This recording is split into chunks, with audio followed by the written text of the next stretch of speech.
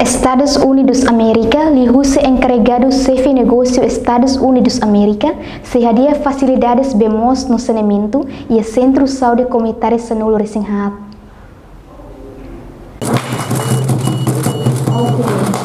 Encarregado chefe negócio Estados Unidos América Tom Daley apela idane durante o discurso e lançamento fundo adicional e Salão Palácio das Cinzas kai colidile quinta-feira lorencia bulan dezembro tinangne.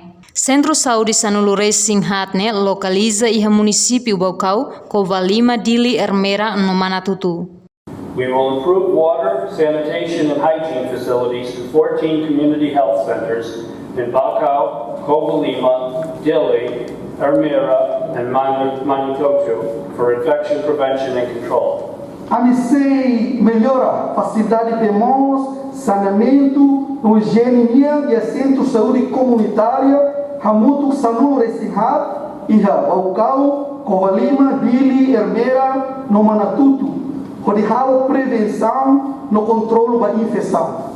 Desde a pandemia nehahu, Estados Unidos América serviço hamutuk ona ho governo Timor-Leste, onde fornece abastecimento, suprimento no material importante sira onde luta sobre o Covid-19. Total assistência Estados Unidos América onde ajuda Timor-Leste para combate Covid-19, o sanho montante $1,5 racing no fornece vacina Pfizer rihung atus ida atus neng ruanulu racing.